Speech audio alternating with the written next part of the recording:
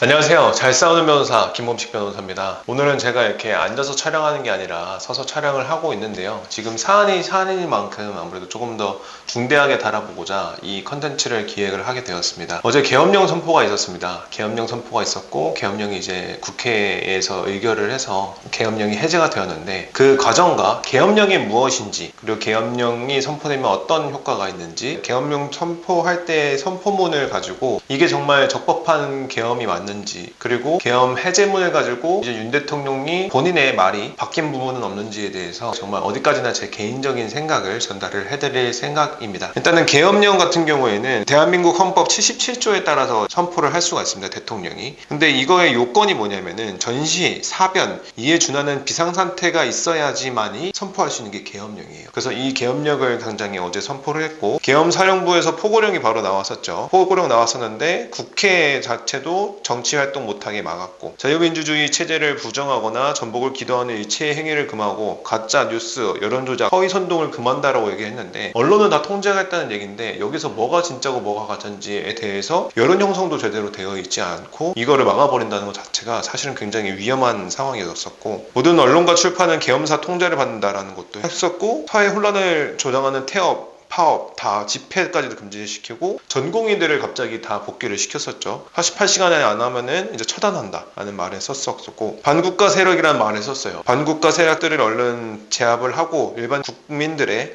일상생활의 불편을 최소화하겠다라고 얘기를 했습니다. 근데 사실 다 아실 거예요. 이게 정말 말도 안 되는 일이었었고, 이런 일이 실제로 2024년, 2025년에 당장에 이제 일어났는데, 오늘은 계엄령 선포문 전문을 제가 한번 읽어보면서 이 말이 맞는 건지 잘못된 건지에 대해서 제 개인적인 의견을 한번 드러내볼 예정입니다. 이 계엄 선포문 같은 경우에는 여기 옆쪽에 보시는 것처럼 쭉 나와 있는데요.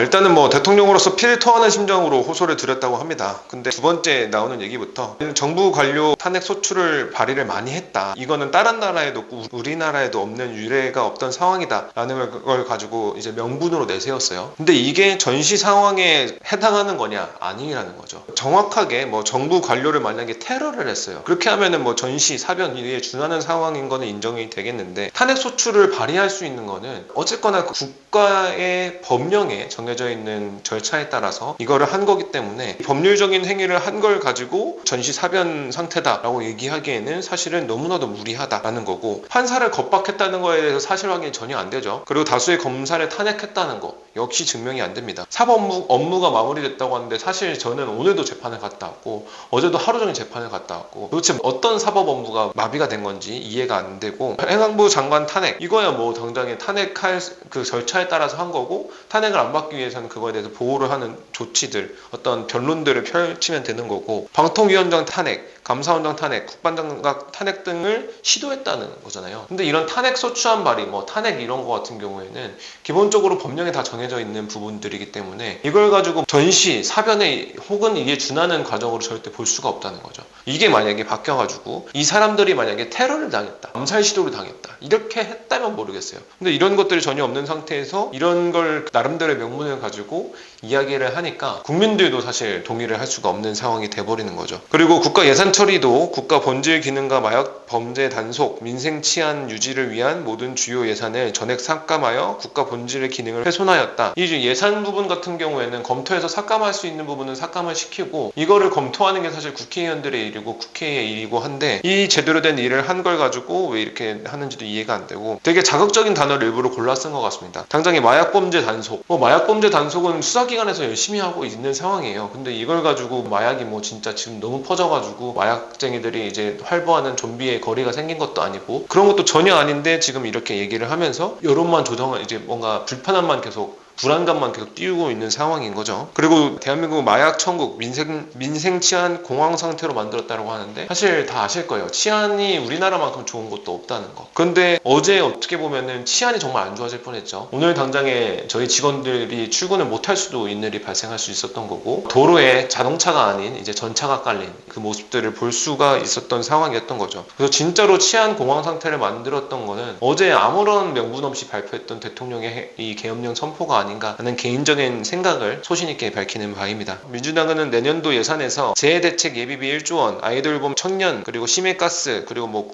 군인에 대한 부분들 쭉 써놨는데 다 그냥 핑계로 저는 보여요. 당장에 재해대책비 예비비에 대해서는 1조 원이나 삭감한 이유가 있을 테고 저는 정치적인 색깔이 없습니다만 민주당도 나름대로 그냥 까고 싶어서 했을 수도 있어요. 근데 이게 까였다는 것 자체는 그만한 명분을 반대측에서 제대로 확보하지 못했으니까 까인 거란 말이에요. 그럼 이 명분을 어떻게 해서 확보를 할지를 생각을 해야 되는 거지, 단순히 저쪽에서 태클 걸어서 나 깎였어 이거 가지고 지금 이렇게 계엄령 선포하는 건 정말 말도 안 되는 일입니다. 그래서 이렇게 뭔가 태클을 계속 거니까 이걸 가지고 예산에 대한 폭거는 한마디로 국가 재정을 농락하는 것입니다 라고 얘기를 하는데, 국민들 아무도 여기에 대해서 공감 못했을 거예요. 지금 그냥 경제가 힘든 상황이라서 경제를 어떻게든 살려보려고 해야 되는 상황이고, 저는 이제 대학교 때 경제학을 전공을 했습니다. 국수주의라고 하죠. 이제 되게 보수적으로 우리나라만 잘 산다라는 입장으로 해서 원래 수출이 뭐 FTA부터 해가지고 되게 옛날에 한창 유행했던 게 자유무역협정 이런 것들이 있었는데, 이제 관세를 많이 부과를 하고 우리나라 내수 시장을 활성화시키기 위해서 수입품들을 좀 제한하는 정책을 펴는 게 기본적으로 이제 미국이 앞으로 나아갈 그 방향이란 말이에요. 그럼 저희 같은 경우에는 내수 시장이 약간 활발하지 않기 때문에 당장에 수출이나 이런 부분에 대해서 힘을 더 실어야지 이 내수 경제가 나아질 수밖에 없습니다. 그런 부분에 있어서 저희가 조금 더 신경을 써야 되는 부분이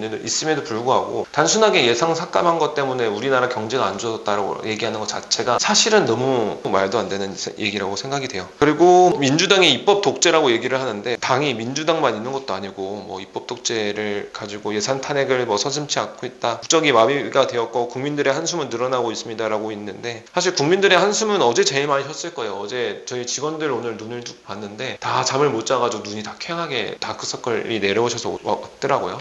그래서 괜히 국민들에게 불안한 이런 계엄령이라는 40년 만에 선포되는 계엄령에 대한 인식들도 다들 안 좋게 가지고 계실 거예요. 저희 부모님 세대들도 그렇고 저희 세대들도 그렇고, 그리고 지금 젊은 세대들도 그렇고, 영화나 드라마나 이런 것들을 통해서 혹은 역사 공부를 통해서 많은 것들을 다 알고 있는데, 이 계엄령을 갑자기 선포를 하면서 오히려 국가의 어떤 불안감이나 이런 것들을 더 조장하는 부분에 있어서 과연 이게 대통령으로서 했어야 되는 행동이 맞을까라는 어떤 의구심이 듭니다. 그리고 자유 대한민국 헌정질서를 짓밟고 라는 부분은 사실 국무회의 회의를 안 걸치고 계엄령 선포한 대통령이 할 말은 아니라고 생각이 됩니다. 그리고 국민의 삶은 안중에도 없고 오렌지 탄핵과 특검, 야당 대표의 방탄으로 국정이 마비된 상태에 있습니다. 이거를 잘할 생각을 해야지, 당장에 만약에 이것들이 잘 안 되고 있으면은 대통령이랑 한 다음에 이걸 어떻게 잘할 수 있을지에 대해서 계속 노력을 해야 되는 자리잖아요. 대통령은 뜻하던 게 제대로 안 된다고 하더라도 계속 노력을 해야 되는 자리지, 갑자기 독단적으로 계엄을 선포해서 이걸 뭐 가지고 쥐락펴락하려고 이제 대통령이 자리에 있는 게 아니란 말이죠. 그렇고 이것도 참 너무나도 비약이 심하죠. 우리 국회는 범죄자 집단의 소굴이 되었대요. 이것도 아무 증거 없는 말이죠. 그리고 입법 독재를 통해서 사법 행정 시스템을 마비시켰대요. 제가 사법기관에 있는 거잖아요. 어떻게 보면은 사법기관하고 관련된 일을 하고 있는 상황인데 마비된 거 전혀 없습니다. 재판 잘 이루어지고 있고요. 다들 각자의 자리에서 열심히 다 일을 하고 있는데 왜 이런 말을 하는 건지, 이런 말을 할 이유는 제가 개인적으로 생각할 건 딱 하나밖에 없죠. 자신이 어떻게 보면 생각을 했던 부분에 대해서 판결 결과가 제대로 안 나왔다는 거, 그런 부분들 때문에 이렇게 말을 하는 것 같은데, 사실 너무 개인적인 생각이라는 생각이 듭니다. 자유민주주의의 기반이 되어야 될 체제를 붕괴시키는 괴물이 됐다라고 국회를 막 비판을 하는데, 지금 계엄령 선포만큼 이 자유민주주의를 붕괴시키는 건 없었던 것 같아요. 그리고 갑자기 또 이런 말을 합니다. 풍전등화의 운명에 처해져 있대요. 그리고 갑자기 또 이런 얘기 나와요. 북한 공산 세력의 위협으로부터. 요즘 국민들은 똑똑해서 북한 공산 세력이 뭔가 선동을 한다, 여기에 대해서 자유주의 체제는 무너뜨리고 공산주의로 넘어가야 된다라고 얘기를 했을 때 자기의 생각과 다르게 휩쓸려갈 국민이 우리나라 국민들 중에서 몇 명이나 되겠습니까? 정말 얼마 안 되거든요. 너무 다 똑똑하고 옛날처럼 언론이 탄압되어 있고 통제되어 있던 시대의 국민들이 아닙니다. 지금 국민들은 충분히 현명하고 이런 부분에 대해서도 충분히 국민들이 더 자정적으로 잘 할 수 있는데, 갑자기 북한 공사 세력이 생겼대요. 그래서 이걸 척결을 하겠답니다.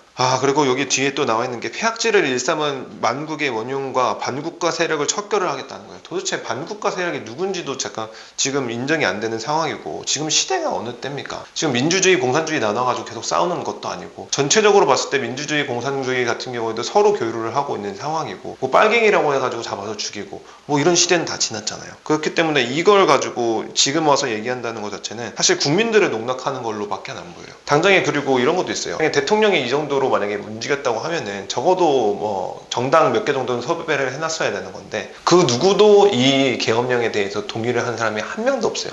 어제 국회의원들이 국회에 간신히 190명이 들어가서 190명 전원이 가결 의견을 냈습니다. 그렇다고 하면 한 명도 포섭을 해놓지 못한 상황에서 도대체 윤 대통령을 어떻게 하려고 했던 건가? 기본적으로 계엄령이 선포가 된다고 하더라도 국회에 출입은 막으면 안 됩니다. 근데 갑자기 경찰들을 보내가지고 국회에 출입을 막고 이준석 국회의원 같은 경우는 못 들어가고 나 국회에 있는데 왜 못 들어가게 하냐? 기다리시라고 하는 장면이 오늘 뉴스에 나왔더라고요. 그러니까 말도 안 되는 일이죠.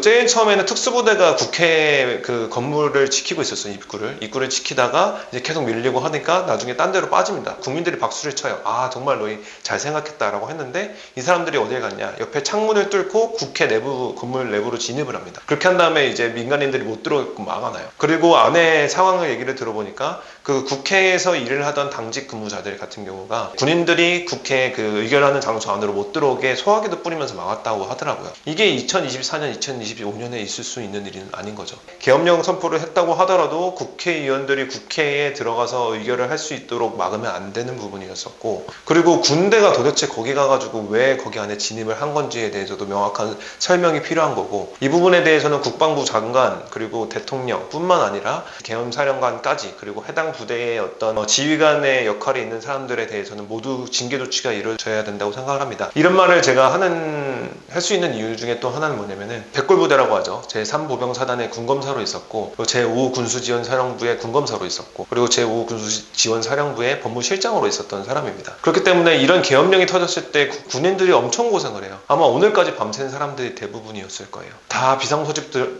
걸려가지고 다 군대 안으로 들어갔을 테고, 다들 전시 상태로 해가지고 다 5분 대기조로 있었을 겁니다. 군이나 경을 비난할 건 아닌 것 같아요. 어쨌거나 이렇게 계엄령을 선포를 했을 때 최고 통수권자인 대통령의 말을 들어야 되는 부분이 맞는 거고, 그래서 그 명령에 따라서 군과 경이 움직인 건데 그 명령을 내린 게 너무나도 의아하다는 거죠. 그냥 그런 어떤 정치적인 부분들을 떠나서 사실 그렇게 하면 안 됐었던 부분들인 거예요. 그렇기 때문에 위법한 명령이다, 잘못된 행위다라고 이제 비난을 받아야 되는 상황입니다. 오늘 새벽에 이제 또 해제 담화를 또 했죠. 끝까지 자기의 잘못을 인정을 안 해요. 자유민주주의 헌정질서를 붕괴시키려는 반국가 세력에 맞서 결연한 구국의 의지로 비상개업을 선포를 했대요. 여기에 대해서 과연 국민들이 얼마나 동의를 하는지 저는 잘 모르겠어요. 그리고 국회에서 얼마나 동의하는지에 대해서는 어제 본 것처럼 아무도 동의를 안 하고 있는 상황이죠. 국무회의를 통해 국회 요구를 수용하여 계엄을 해제할 거래요. 제일 처음에 계엄령 선포할 때는 국무회의 안 거쳐놓고 나중에는 국무회의를 통해서 해제를 한다는 것도 웃기고, 계엄 사무에 투입된 군을 철수시켰습니다 라고 얘기를 하는데, 도대체 국회에 왜 군을 투입을 시켰는지에 대해서 명확한 해명이 있어야 될 겁니다. 정말 최악의 시나리오는 이런 거예요. 계엄령을 선포를 하고 국회의원들이 이제 그 계엄령 해제를 위해서 국회에 모였어요. 군대가 들어가가지고 이 사람들 다 만약에 죽였다고 한다고 하면은, 그럼 지금 우리나라는 어떤 나라가 되었을지,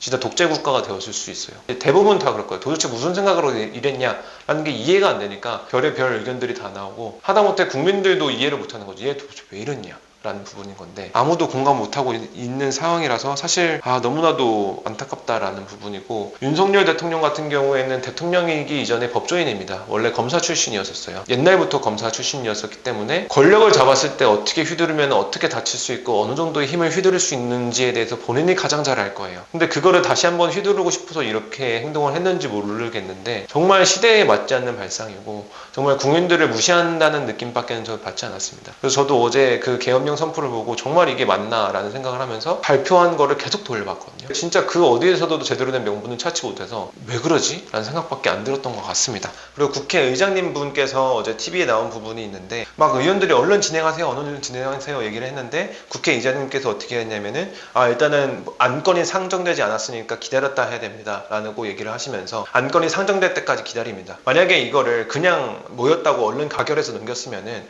위법으로 또 막는 거라서 사실 명분이 없어졌을 수도 있어요. 근데 국회의장님께서 정말 적법적인 절차에 따라서 안건이 올라오고 그 다음에 이걸 가지고 가결을 했는데, 가결 190석이 파란불이 들어오는 걸 저희는 다 봤죠. 전 그때 정말 소름이 돋았고, 정말로 이 기능들이 잘 작용을 하는구나 라는 생각을 했었고, 이렇게 국회의원들이 들어가서 가결할 수 있었던 부분에 대해서는 이 계엄령 선포되고 나서 많은 분들이 국회로 가주셨어요. 그리고 지금 아직까지도 국민분들께서 우리나라의 민주주의를 지키기 위해서 주변을 감싸고 있는 거고, 한 번 더 감사하다는 말씀을 드리고 싶은 거는 저희 민주주의라는 거를 만들어낸 분들, 그리고 지켜오신 분들, 그런 분이 되게 중요하다는 생각을 했어요. 제가 어제 인스타그램에 개인 게시글로 올렸었는데, 제가 어제 운동을 가는 도중에 이제 학원 버스에서 졸고 있던 여중생, 여고생이 있었어요. 그래서 이렇게 푹 숙여서 졸고 있더라고요. 하마터면은 그 친구가 공부를 했던 거를 세상에 펼쳐보지도 못하고 그냥 어떻게 보면 국가가 제대로 된 국가가 아닌 국가가 되면서 국가가 사라질 뻔했어요.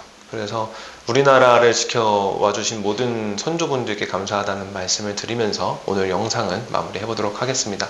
이상으로 오늘은 잘 싸우는 변호사를 하기보다는 대한민국 국민, 어떤 국민의 한 명으로서 본 영상을 남기면서 마무리를 하도록 하겠습니다. 이상입니다.